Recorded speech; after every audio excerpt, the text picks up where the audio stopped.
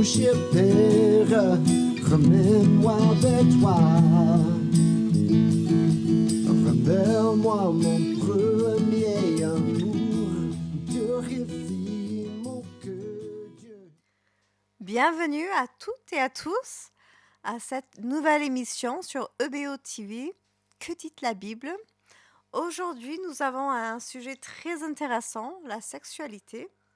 Et avant de commencer notre interview avec le pasteur Charles Powers, je voudrais donner un grand merci à Daniel et Laetitia qui met cette émission sur leur site Il t'aime, et aussi un grand merci à ED Productions d'avoir fait cette émission avec nous. Alors, Monsieur Powers, pour traiter ce sujet qui en parle très peu à l'Église, c'est un peu tabou, on peut presque dire, la sexualité. Que dit la Bible? Je vous laisse la parole.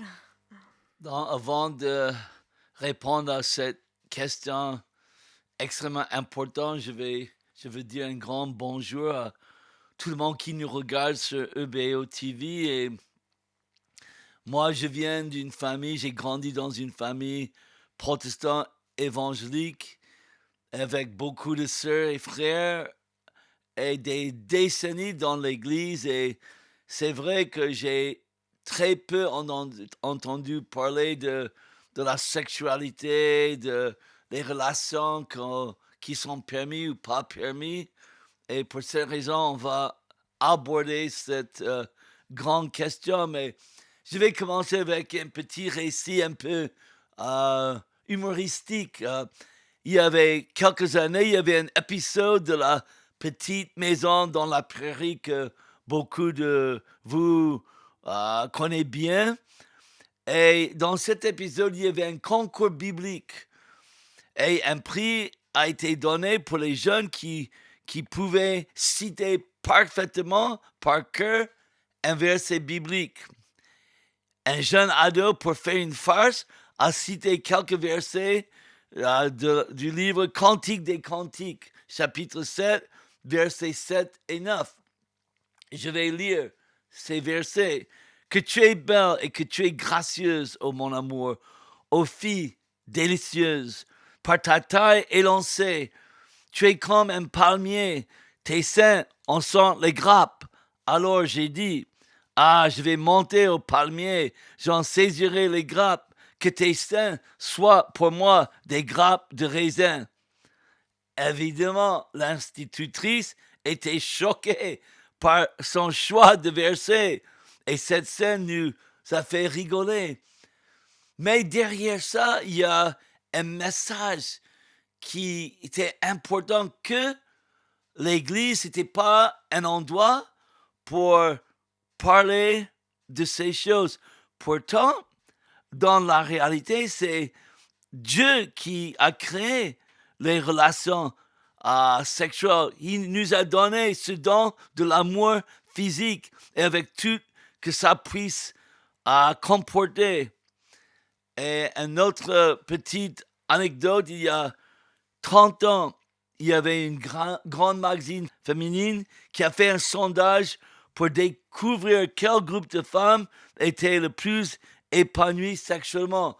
Et bien sûr, il y avait beaucoup d'exceptions, mais les résultats ont été étonnants pour beaucoup de monde. Le groupe de femmes qui ont été le plus satisfait étaient les femmes protestantes évangéliques. Les gens n'auraient pas dû être surpris du tout, parce que c'est dans cette relation de sécurité en Dieu qu'il y a beaucoup de joie, de liberté. Et quand on suit les consignes de Dieu, ça va aller beaucoup mieux. Et pour cette raison, ce groupe était plus épanoui. Dieu lui-même a créé notre sexualité. Il sait ce qui est le meilleur pour nous.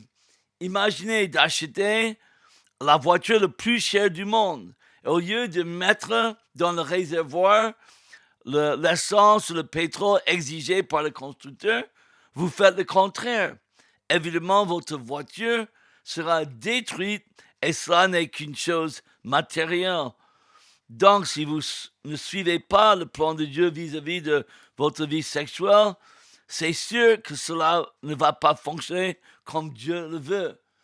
Donc, en sachant que toute cette réalité, les chrétiens devraient être les premiers à parler de la sexualité sans crainte, sans peur. Oui, je suis d'accord. Surtout les jeunes, il faut les instruire plus dans l'église, je pense, à mon avis, pour éviter. J'ai une très bonne amie à moi qui est tombée enceinte comme ado. Oui, c'est vrai.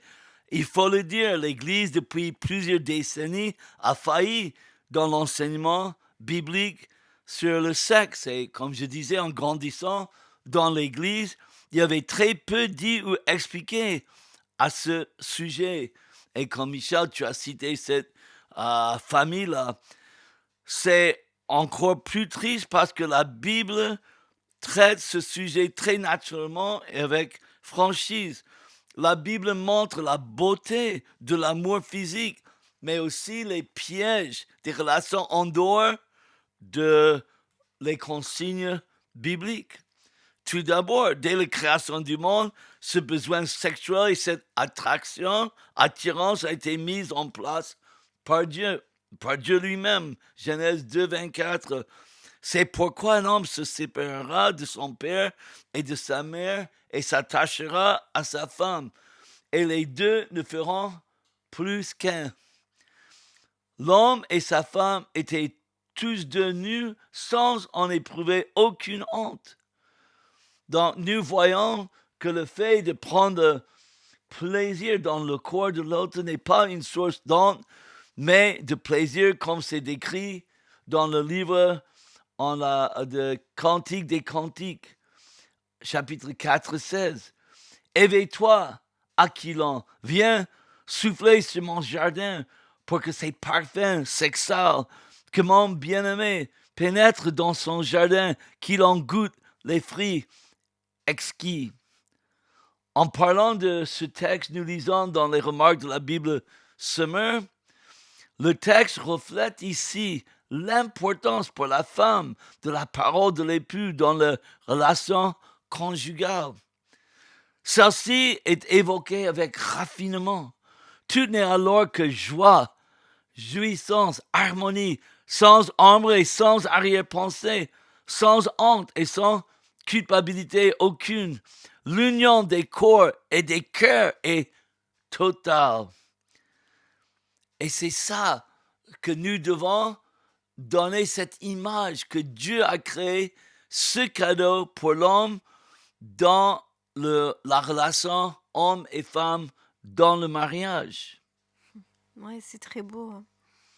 Oui, la Bible écrit quand même que les relations sexuelles sont réservées pour le mariage parce que c'est Dieu qui a créé le mariage et lui seul peut déterminer ce qui est le meilleur pour sa création. Je veux citer un verset important et quand je donne le conseil pour les jeunes qui sont déjà dans les relations sexuelles avant le mariage, je reviens en Hébreux 13, 4, que chacun respecte le mariage et que les époux restent fidèles l'un à l'autre, car Dieu jugera les débauchés et les adultères. Oui, Dieu a créé les relations sexuelles pour le mariage. Dans la sécurité d'une relation créée par Dieu lui-même, les hommes et les femmes puissent s'épanouir dans l'expression créative, l'un pour l'autre. Oui, c'est un peu choquant pour beaucoup de gens quand on parle un peu de la religion. Quand je dis je suis protestant et nous croyons il faut attendre le mariage, c'est, ça paraît bizarre aujourd'hui. Oui, ça paraît très étrange pour beaucoup de jeunes. Ils sont même pas au courant de l'enseignement biblique sur les relations sexuelles. Et même quand on est au courant de l'enseignement biblique, c'est jamais facile de tenir bon parce que toute la pression de la société, de notre vieille nature, qui nous pousse vers l'immoralité, d'avoir les relations sexuelles en dehors du mariage. Mais écoutez bien, 1 Corinthiens 6, 15, la première partie est versets 18 à 20. Ignorez-vous que votre corps sont des membres du Christ? C'est pourquoi fuyez les unions illégitimes. Tous les autres péchés qu'un homme peut commettre n'impliquent pas intégralement son corps, mais celui qui se livre à la débauche pêche contre son propre corps. Ou bien encore, ignorez-vous que votre corps est le temple du Saint-Esprit qui vous a été donné par Dieu et qui maintenant demeure en vous. Vous ne vous appartenez donc pas à vous-même, car vous avez été racheté à un grand prix. Honorez donc Dieu dans votre corps. Souvent, nous croyons être plus intelligents que Dieu en faisant ce qu'on veut avec notre corps sur le plan sexuel. Cependant, ce que vous ne voyez pas ou non, il y a un vrai dégât chez vous quand vous vivez ou quand nous vivons dans le péché sexuel. La Bible est claire qu'on vole quelque chose, c'est l'autre qui va souffrir parce que vous volez un vélo. Celui qui n'a plus de vélo, il souffre. Quoique vous pouvez être arrêté. Mais le péché sexuel, ça touche notre corps, nos pensées. Tout notre corps est touché. Même psychologiquement, on est touché par le péché sexuel. Et on pense qu'il n'y a pas les effets. Mais c'est faux. La Bible est claire. Quand nous vivons en dehors de l'enseignement biblique sur les relations, on souffre. Et pour cette raison, Paul écrit au jeune pasteur missionnaire Timothée, 2 Timothée 2, 22, fuis les passions qui peuvent assaillir un jeune homme, et je peux ajouter une jeune femme. Fais tous tes efforts pour cultiver la foi, l'amour et la paix avec tous ceux qui font appel au Seigneur d'un cœur pur. Timothée avait 35 ans à cette époque, mais Paul savait qu'il fallait encourager Timothée de rester pur. Alors, quel est le remède, vous pensez, de Dieu, selon la parole de Dieu, pour les problèmes sexuels? Tout d'abord, Michel, il faut voir que rien n'est nouveau sur le ciel. Dans l'Empire romain, la sexualité a été affichée ouvertement. Donc, même si nous vivons dans des temps difficiles, l'humanité n'a pas changé. Aujourd'hui, on a le problème des vidéos, la musique qui est souvent très sexuelle, la publicité ouvertement sexuelle et la pornographie qui est partout. Et même moi-même, je dois avouer mes luttes dans des domaines. Et que vous soyez plombier ou pasteur, les problèmes sont pareils. Mais pour le chrétien, il y a une solution. Job, qui était un homme de Dieu, avec beaucoup d'enfants, lui-même a dû faire un choix.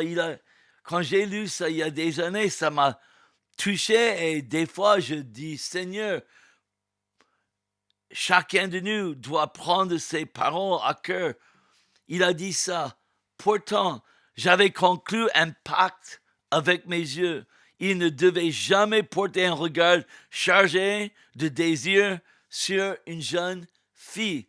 Et ça peut être renversé pour dire une jeune fille ne doit pas avoir un regard sur un homme qui est en dehors de la situation du mariage.